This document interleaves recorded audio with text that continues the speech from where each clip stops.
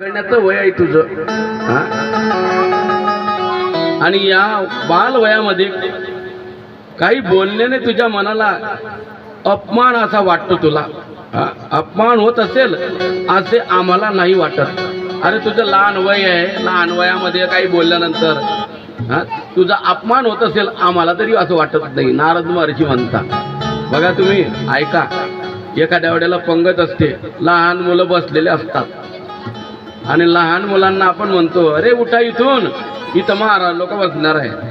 ते लहान मुलं तिथून उठताना कुठे जाता? त्यांना राग येतो का? येतो का? तिथून उठता, उठवल्यानंतर दुसरीकडे जाऊन बसता. पण एखाद्या ज्येष्ठ नागरिकला म्हणा बरं तुम्ही उठा म्हणे इथून, इथं दुसरे लोक बसताय म्हणे, मग ते माणसं आहे ना म्हणे आम्ही का काय जनावर आहे का? तुझी पंगत तूच खाय रे, आम्ही का खाल्लेली नाही. हा कोण म्हणतं? शहाणे. हा शहाणे त्यांच्यापेक्षा बी लहाने असतात. लहान्या मुलाच्या ठिकाणी बघा भेदभाव नसतो, त्यांच्या ठिकाणी कपट नसतो. हा ते निष्कपट असतात, शुद्ध त्यांची वृत्ती असते. हा आपला भाव मात्र शुद्ध नसतो. शहाण्या माणसाला राग भरता लवकर येतो. हा जर मान अपमानासंबंधीच म्हणशील तर मनुष्याच्या असंतोषाचे खरे कारण मोहाशिवाय दुसरे काहीच नाही. हा संसारात मनुष्याला आपल्या कर्मानुसारच मान अपमान किंवा सुख दुःख प्राप्त होत असते.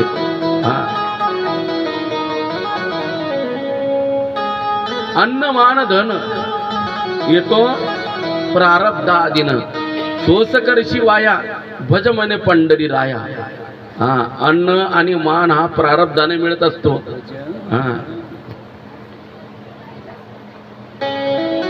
म्हणून बाबा रे, नारद महर्षी म्हणतात ध्रुवा ऐक, अरे बाबा, भगवंताच्या लीलेंचा विचार करून बुद्धिमान माणसाने दैवामुळे जी परिस्थिती आली असेल त्यातच संतुष्ट राहावे, समाधानी राहावे. योगी लोक अनेक जन्मात अनासक्त राहून समाधीच्या योगाच्या द्वारा मोठमोठ्या कठोर साधना करतात. म्हणून तू हा व्यर्थ हट्ट सोडून दे आणि इथून परत जा म्हणे घरी. बघा त्याला म्हणजे तपश्चर्या करण्याकरता नारद देखील त्याची काय पाहताय? हा परीक्षा पाहताय काय ती ना नुसता म्हणतोय का तोंडानं का काय याच्या दृढ निश्चय. 5 वर्षाच्या वयाचा होता पण नारद महर्षीला म्हणतोय नारद महर्षी अहो म्हटले मी घरी परत जाणार नाही, माझा निश्चय ठाम आहे, पक्का आहे माझा निश्चय. म्हणून तू आता व्यर्थ हट्ट सोडून दे असं नारद म्हणताय. परंतु तो नारदांना म्हणतोय नाही म्हटले नारद महर्षी, मी आता भगवान परमात्म्याची प्राप्ती केल्याखेरीज इथून घरी जाणार नाही. आणि नारदांनी बघा त्या ध्रुवाच्या मनामध्ये असा ठाम निश्चय असल्याचं बघितलं आणि त्याला एक मंत्राचा उपदेश केला. तो म्हणजे द्वादश अक्षरी मंत्र. कोणता मंत्र? द्वादश अक्षरी मंत्र कोणता आहे? ओम नमो भगवते वासुदेवाय. ओम नमो भगवते वासुदेवाय. ओम नमो भगवते वासुदेवाय. ओम नमो भगवते वासुदेवाय. वासुदेवाय मेरो वासुदेवाय. वासुदेवाय. वासुदेवाय नमो वासुदेवाय. वासुदेवाय नमो वासुदेवाय. ओम नमो भगवते वासुदेवाय. ओम नमो भगवते वासुदेवाय. ओम नमो भगवते वासुदेवाय. ओम नमो भगवते वासुदेवाय. ओम नमो भगवते वासुदेवाय. ओम नमो भगवते वासुदेवाय. ओम नमो भगवते वासुदेवाय. ओम नमो भगवते वासुदेवाय. ओम नमो भगवते वासुदेवाय. ओम नमो भगवते वासुदेवाय. ओम नमो भगवते वासुदेवाय.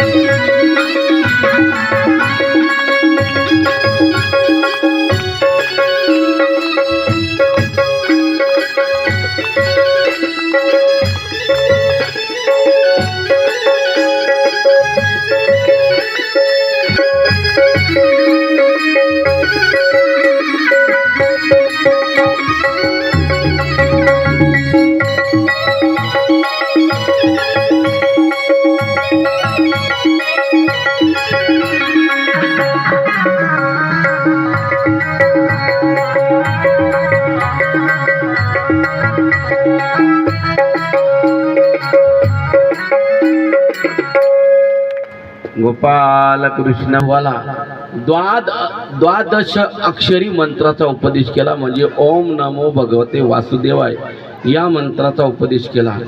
आणि त्याला सांगितलं आता इथून तू मधुवनामध्ये जा.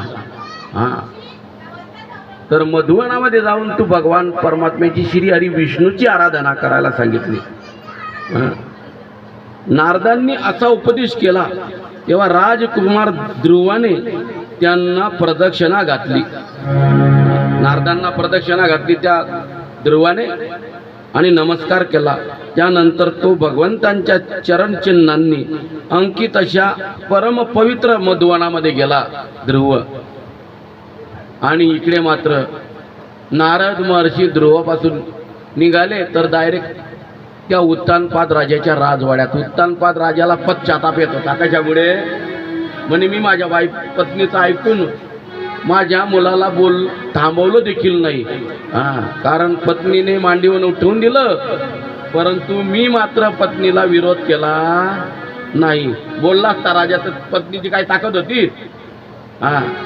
पण राजाने तिला प्रतिकार केला नाही, तिला विरोध केला नाही. म्हणून तो 5 वर्षाचा ध्रुव आई जर रडत आला, त्याला पश्चाताप होतोय. माझ्या पत्नीच्या हातातलं मी खेळणं बनलो म्हटले, आणि माझा मुलगा वनामध्ये गेलेला आहे भगवान परमात्मेच्या प्राप्ती करता. आणि तिथं वनामध्ये हिंसर पशु असतात, तर एवढ्या 5 वर्षाच्या मुलाला वनामध्ये हिंसर पशु खातील. तितक्यामध्ये नारद महर्षींचं आगमन झालं. नारद महर्षी म्हणता, राजा उत्तानपाद चिंता करू नको. अरे तुझा पुत्र ध्रुव अरे अल्पशा वेळेमध्ये भगवान परमात्म्याची अल्पशा काळामध्ये प्राप्ती करून येईल. 6 महिन्याच्या कालावधीमध्ये तो बघा भगवान श्री हरी विष्णूची प्राप्ती करून पुन्हा त्याच्यात भगवंतातून वरांची प्राप्ती करून पुन्हा तो इथं येईल. आता काय काय देव, आता तो फक्त मांडी मागणं, माझ्या पिताश्रीची मांडीवर मला बसायला पाहिजे, फक्त एवढी मला मागणं, एवढं मागण्याकरता तो तिथं तपश्चर्या करता गेला. पण देवाने विचार केला पूर्वी, म्हणजे पुढे विचार देव करतोय की याची बुद्ध जेवढं वय आहे ना तेवढी याची बुद्धी आहे, म्हणून न मागता देवाने त्याला काय काय देऊन टाकलं बघा. आता पुढे ऐकायला मिळणार आहे आपल्याला. फक्त त्याच्या मनामध्ये होतं की आपल्या सापत्न्य मातेने म्हणजे सावत्र मातेने आपल्याला मांडीवर बसू दिलं नाही, म्हणून आपल्याला आपल्या पिताश्रींची काय पाहिजे, मांडीवर बसायला मिळाला पाहिजे, एवढं त्याच्या मनात होतं. आणि तो तपश्चर्येला बसलेला आहे. सुरुवात झाली. पहिला महिना त्याने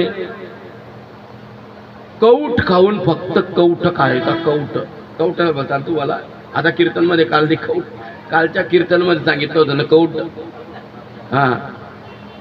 कारण ही माणसं बी अशी विचित्र असतात. त्याने ते कौठ बघितलं, त्याला कीर्तनामध्ये सांगितलं होतं महाराजांनी, म्हणे कौठ एवढं मोठं झाड आणि याला एवढंसं कौठ दिलं म्हणे देवानं. आणि तो येल असतो म्हणे गंगाफळाचा, देवाला बी काही समजत नाही म्हणे. म्हणजे लोक काय म्हणतील, देवाला बी दोष द्यायला कमी करतात लोक. म्हणे तो गंगाफळाचा वेल काही असतो का म्हणे, त्याला एवढं मोठं गंगाफळ लावून देतं म्हणे एवढ्या वेळाला, लहान्या वेळाला.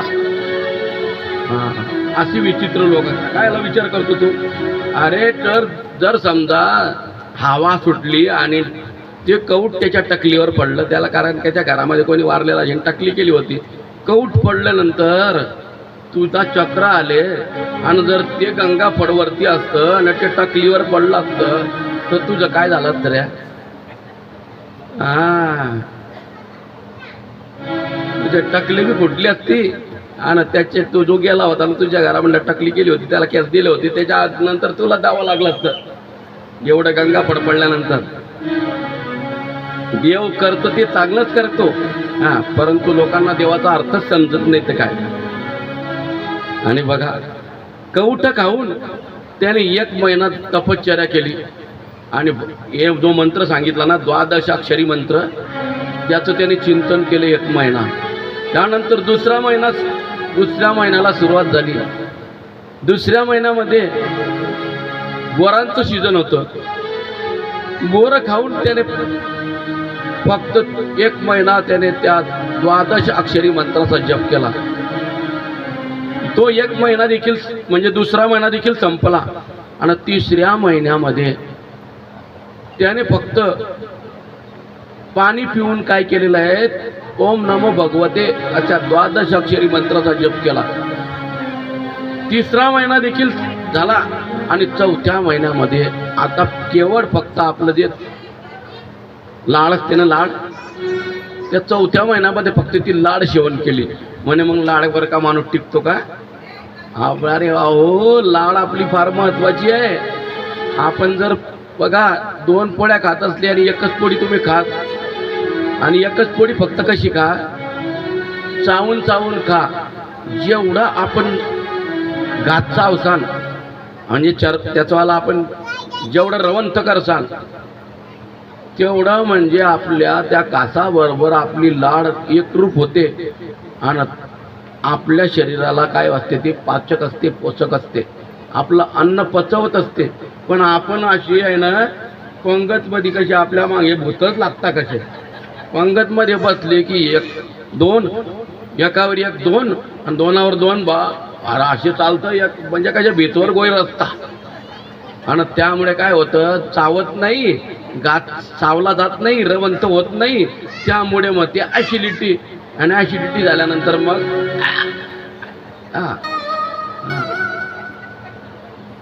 कारण आपली वरणपोळी म्हणजे मजबूतीचं जेवण आहे. वरणपोळी कोणाला बी पचत नाही बरं. वरणपोळी पचवण्याकरता काय लागते कारण कोणाला बी पचत नाही ते सामान्य गोष्ट नाही ते.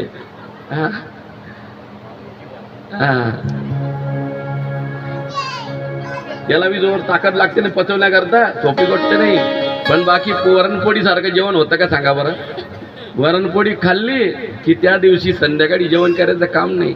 आणि आपलं ते हालमधलं जेवण करून आलं की घरी आल्यानंतर या खादी काही नाहीची भाकर मारून न देतो माणूस दुपारी. कारण ते जेवण इकडे हात फिरवा का तिकडे हात फिरवा कारण ते असा हात फिरवण्यामध्ये टाइमपास निघून जातो तोपर्यंत पंगत उठून जाते. तर बघा चौथा महिना असा नुसतं लाड सेवन करून करून त्यांनी ओम नमो भगवते अशा 12 अक्षरी मंत्राचा जप केला आणि चौथा महिना देखील संपला. आता 5व्या महिन्यामध्ये केवळ श्वासोश्वास काय श्वास फक्त एवढ्याच्यावर त्यांचं चाललं होतं. आता श्वासोश्वास 1 महिनाभर श्वासोश्वासावर चाललं होतं त्यांचं फक्त म्हणजे वायू त्याला म्हणता वायू आपण. आणि त्या वायूवर त्यांनी 1 महिना जप केला म्हणजे तो 5वा महिना. 6व्या महिन्यामध्ये फक्त केवळ आता तो श्वासोश्वास बी म्हणजे तो वायू देखील घ्यायचं बंद केलं आणि फक्त आपला आता आणि ओम नमो भगवते चाललेला आहे. आणि त्या तपश्चर्यामुळे 6व्या महिन्यामध्ये प्रजेला असा त्रास होऊ लागला वेदना होऊ लागल्या. त्या तपाच्या प्रभावाने त्या तेजाने सर्व पृथ्वीवरचे जे काही लोक आहे ना प्रजा त्या प्रजेला त्रास होऊ लागला.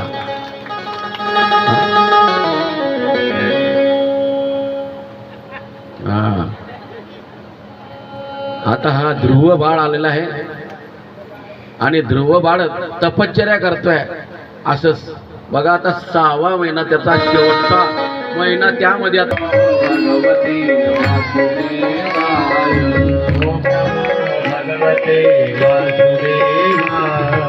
ओम नमो भगवते वासुदेवाय ओम नमो भगवते वासुदेवाय ओम नमो भगवते वासुदेवाय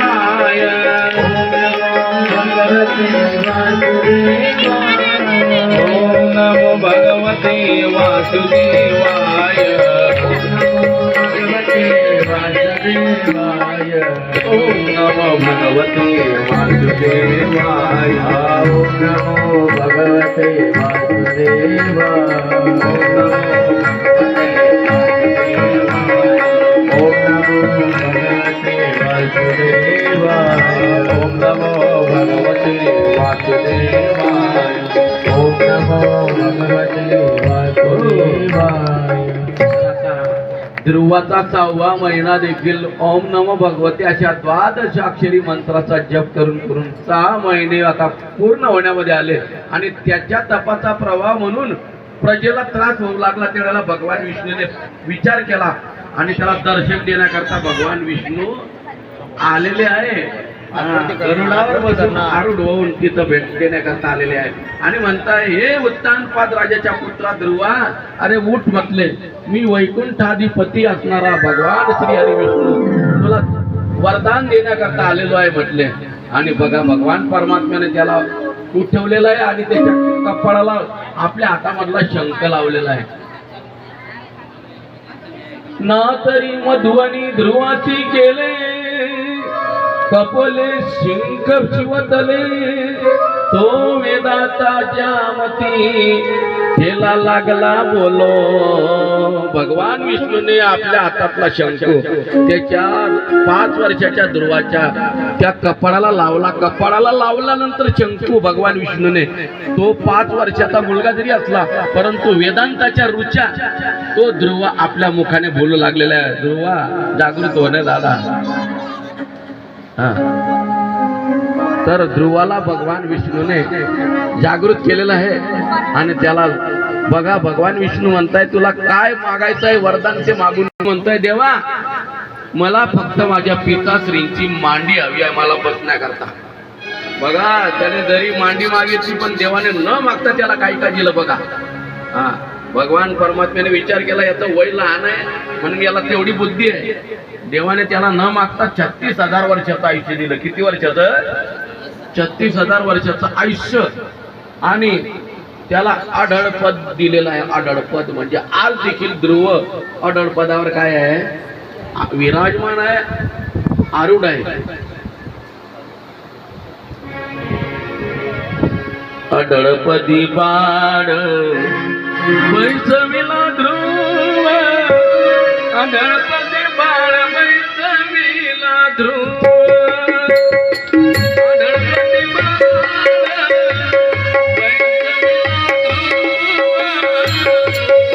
आढळपदी बाळ बैसविला ध्रुव, आढळपती बाळ बैसविला ध्रुव, आढळपती बाळ बैसविला ध्रुव, आढळपती बाळ बैसविला ध्रुव, आढळपती बाळ बैसविला ध्रुव. शिराचा सागर उपवन्यो, शिराचा सागर उपवन्यो, शिराचा सागर उपमान्यो, शिराचा सागर उपमान्यो. आढळपदी बाळ बैसविला ध्रुव, आढळपदी बाळ बैसविला ध्रुव, आढळपदी बाळ बैसविला